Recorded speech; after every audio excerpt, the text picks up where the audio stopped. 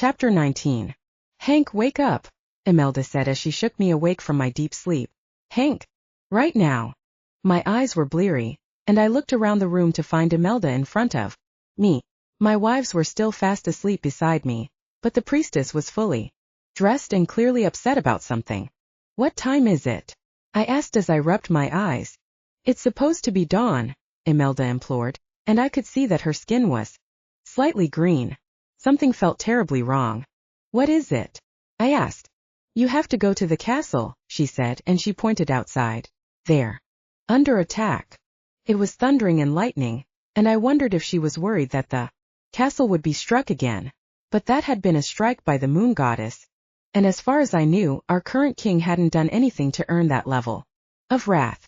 Why? I asked as I tried to calm her down. Surely it's just a storm?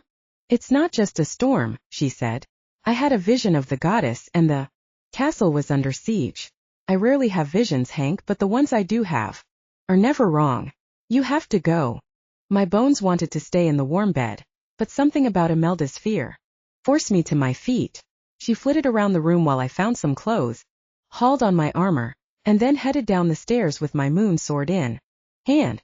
It took me a moment to summon Casanova, and like me, the direwolf didn't look that happy to be heading into the storm, but he must have sensed something in Imelda's frantic motions as well, because as soon as I was on his back, he raced toward the gate without waiting for a signal from me.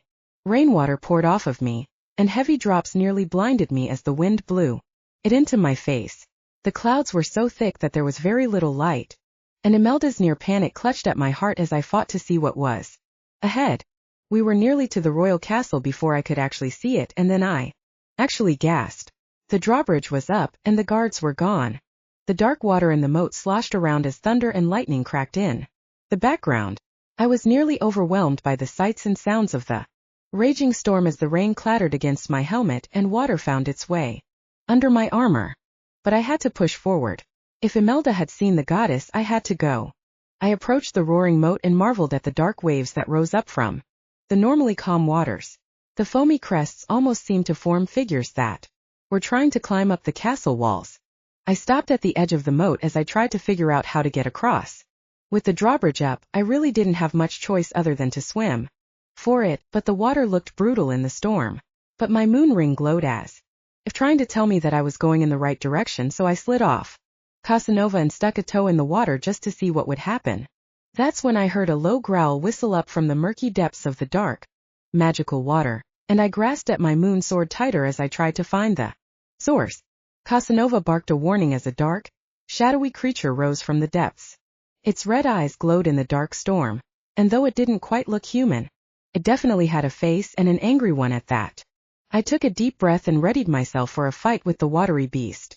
The entity lunged at me, and I swung the moon sword at its chest, but the creature simply split apart, and my blade sliced through empty air. I stepped back as the two halves rejoined, and I caught a whiff of the creature. It stank like the moat water, which confirmed that it had somehow formed out of the castle's defenses. It had to be some sort of enchantment, but where were the guards? There was another growl, and the entity shifted into more of a wave shape. It swelled up and then rolled toward me, and its dark energy rolled over me like a tsunami. The wave of evil nearly choked me, but my moon ring shone like a beacon, and the creature rolled away from me like it couldn't stand the moonlight. Now I know how to defeat you, I snarled. The water creature snorted, but it didn't lunge at me again. It rolled around on the surface of the moat as it tried to decide what to do next. I followed it as I walked along the edge of the moat, though I had to jump back every so often as a watery hand reached for my ankles. I was drenched through, and I nearly slipped in the mud a few times, but I refused to leave until I defeated this demon. The creature finally howled in frustration and then charged toward me again. It gathered almost all of the water from the moat so that it was a great, towering figure that surged toward me.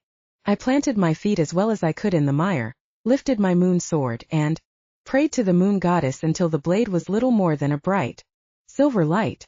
The creature screeched as the silver light peeled back the darkness, but it couldn't stop its momentum, started to roll over me, and I plunged my glowing moon sword into its heart. There was a loud, gargling screech as the moon blade illuminated the dark, watery form, and a strange shadow figure tried to crawl out of the waters. and then as quickly as it had gathered, the water fell back into the moat, where it was as still and quiet as it was on most rainy days. The storm still raged around us, and lightning flashed overhead, but there was no sign of the shadow that had fled the waters.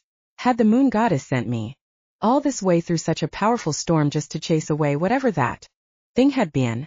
As if to answer my question, a bolt of lightning flashed right in front of me, and then the entire world went black. The moon goddess started to materialize out of the white bolt, but she didn't look like she usually did. Her face was sallow, and her arms were lined with blue veins. Even her hair was limp and greasy, and her dress was in tatters. Moon goddess, I gasped. Sir Henry, she hissed. I have been weakened and I cannot protect. Lupercalia. You must prepare for a fight, Sir Henry. Dark forces are at hand. Goddess, I said as I fell to my knees. Goddess, I beseech you, tell me more. You must prepare, Henry, she said before she disappeared into a white and blue mist. I had no idea what she meant, but it didn't sound good. But whatever darkness had been unleashed, I would protect Lupercalia as best as I could. End of